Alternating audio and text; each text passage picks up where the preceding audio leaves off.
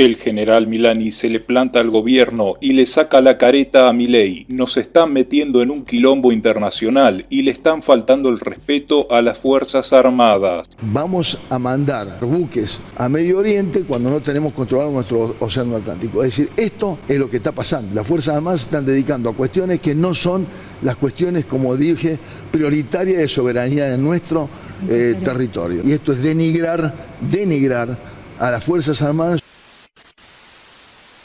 General, ¿cómo ve las Fuerzas Armadas hoy en la Argentina? Bueno, no tengo buenas noticias o buena perspectiva que darle de lo que está pasando con las Fuerzas Armadas hoy.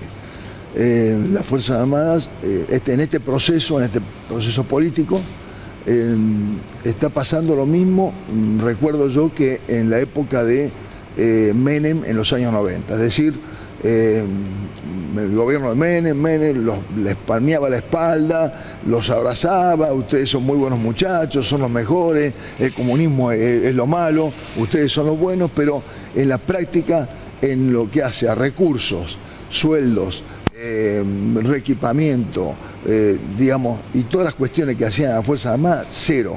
El único rol que cumplieron las Fuerzas Armadas en los años 90 con Menem fue ponerse la boina azul y cumplir misiones de paz que eran un poco impuestos por Naciones Unidas y atrás de Naciones Unidas Estados Unidos.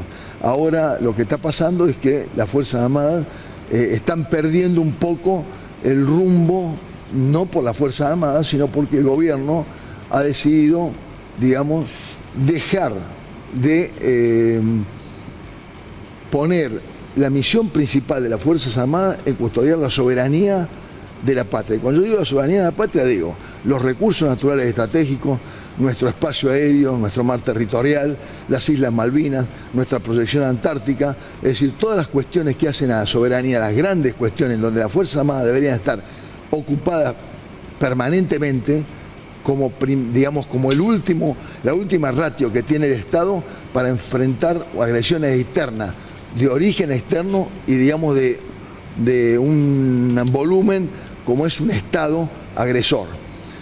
Bueno, un poco ha dejado eso, entonces las Fuerzas Armadas ya saben que los recursos naturales estratégicos, bueno, van a ser extraídos por ley, por la ley esta que se votó en el Congreso, por, bueno, corporaciones, por otras potencias, las vías fluviales, las más importantes, como es la hidrovía, la más llamada hidrovía, no está en manos del Estado, ni el Estado tampoco la controla como debería. El espacio marítimo, digamos, todo nuestro océano Atlántico está siendo perjudicado por pesca ilegal y otras cuestiones. No hablemos de Malvinas y todas sus adyacencias por la explotación petrolífera que está haciendo uso de Gran Bretaña. Bueno, todas estas cuestiones que deberían las Fuerzas Armadas tener como misión principal. Bueno, este gobierno ha decidido poner como aliados estratégicos sin condiciones, sin ninguna condición, sin condicionamiento a Estados Unidos, a Gran Bretaña e Israel. Bueno, uno de ellos, de esos tres, Gran Bretaña, es enemigo nuestro, está ocupando parte de nuestro territorio que son las Islas Malvinas y todas las adyacencias, ¿no es cierto?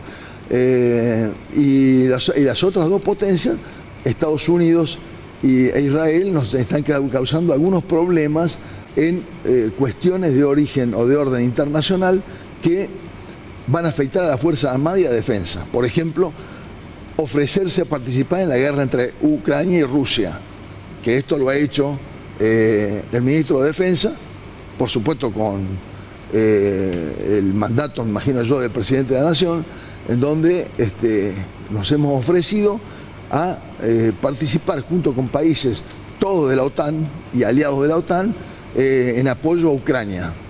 Bueno, en Ucrania contra Rusia. Estamos ofreciéndonos a participar en la flota combinada marítima que, digamos, maneja Estados Unidos y va a operar en Medio Oriente. Es decir, vamos a mandar, o vamos teóricamente a mandar buques a Medio Oriente cuando no tenemos controlado nuestro océano Atlántico. Es decir, esto es lo que está pasando. Las Fuerzas Armadas se están dedicando a cuestiones que no son las cuestiones, como dije, prioritaria de soberanía de nuestro territorio o de nuestro terreno. Lo más grave es la pretendida incursión que quieren el Poder Ejecutivo, Milei, Petri y Bullrich, en hacer intervenir a las Fuerzas Armadas en marco interno, es decir, en cuestiones de narcotráfico y de terrorismo. Está clarísimo. Pero, ¿usted qué dice? Que es una aberración total, por muchas razones. Primero, hay 3 leyes que lo prohíben taxativamente: la ley de defensa, la ley de seguridad interior y la ley de inteligencia. Pero fuera de eso, fuera del tema que digamos que las leyes lo prohíben, hay un aspecto práctico. Las Fuerzas Armadas no están equipadas, preparadas, instruidas ni desplegadas para actuar en el marco interno. Las Fuerzas Armadas tienen armamento letal, y los países que han tenido estas experiencias, como México, como Perú, como Colombia, han sufrido consecuencias catastróficas, no solamente dentro de las Fuerzas Armadas, sino en el ámbito civil.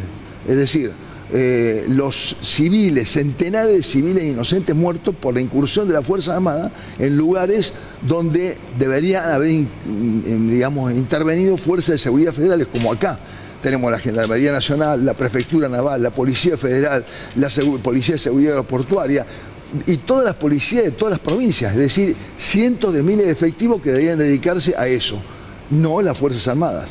Bueno, parece que quieren poner a las Fuerzas Armadas en esta cuestión, y esto es denigrar a las Fuerzas Armadas en sus misiones principales, que son mucho más importantes. Una pregunta más cortita. Bueno, tenemos muchas para hacerle. Pero sí, yo estoy ahí. Servicio militar, sí. ¿Obligatorio o voluntario? Bueno, ¿qué opina usted sobre el servicio militar? Yo tuve la oportunidad de convivir con los 2 sistemas, servicio militar obligatorio y servicio militar voluntario. El servicio militar obligatorio era muy bueno porque uno tenía una masa de recursos humanos muy importante, muchos soldados que podían conformar todas las organizaciones. Nosotros necesitamos aproximadamente 40.000 soldados. Para conformar todas las organizaciones, digamos, llámese grupo, sección, compañía, regimiento, etc. Eso era lo bueno. Contra eso había muchas cuestiones que eran negativas. La primera de todas era que, digamos, se le quitaba un año, o en muchos casos era más de un año y medio, a gente joven que estaba o iniciando un trabajo, o iniciando un estudio, lo que sea, y se lo obligaba a estar dentro de las Fuerzas Armadas. Esto hace 100 años atrás fue muy bueno porque había muchas, digamos, el ejército obró como, ¿cómo puedo decirlo en buenos términos? Obró como un desarrollador de capacidades en muchos jóvenes que no tenían formación, que no tenían colegio primario, que no tenían colegio secundario, que no tenían capacitaciones. Entonces obró como eso y digamos dio muy buen resultado. Llegó un momento donde ya esto era impracticable, no solamente por eso, sino porque el servicio militar obligatorio era justamente obligatorio y obligatoria todas las cosas a las que se sometía el soldado. Bueno, y repito las cosas buenas que tenía. Las cosas malas eran tanto o peores que las cosas buenas. Ustedes recuerdan que el pasaje de uno a otro fue cuando ocurrió la muerte del soldado Carrasco. Sí. Que esto eran las cosas malas que también ocurrían. Entonces vino el servicio militar voluntario, el cual es un excelente sistema y método. ¿Pero por qué? Y ahora voy a decir cuáles son las cosas malas. ¿Por qué? Porque entran los soldados, permanecen 5, 6, 8, 10 años adentro del ejército, y uno no tiene que todos los años, que esta era otra de las cuestiones negativas que tenía el servicio militar obligatorio, todos los años recibir una clase, enseñarle todo. Es decir, no solamente cortarle pena, enseñarle todo, claro, todo lo que hace. Cero. Y cuando terminaba de formarse, prácticamente ya casi tenía que irse. Claro. Por eso que los soldados fueron a Malvinas, tenían muy poca experiencia. Claro. En cambio ahora, los soldados se van en las vacaciones, después de haber cumplido sus tareas, sus obligaciones, pagos, no solamente con un salario, sino con una obra social. Llegan a las vacaciones, se van de vacaciones, vuelven y retoman, digamos, como si ya estuvieran muy instruidos. Y hay veces que están más instruidos que los suboficiales que recién salen de la escuela de suboficiales. Ahora, lo malo que tiene esto, de que como siempre, se hizo en un momento donde se le impuso al ejército, estaba Balsa de jefe del ejército, una cantidad determinada de soldados, que son entre 15.000 y 18.000. Así que ahora en este momento el ejército puede completar la mitad de las organizaciones en el mejor de los casos. El ejército necesita 30.000/40.000 soldados para estar en óptimas capacidades y para que las organizaciones funcionen como corresponde, ¿no?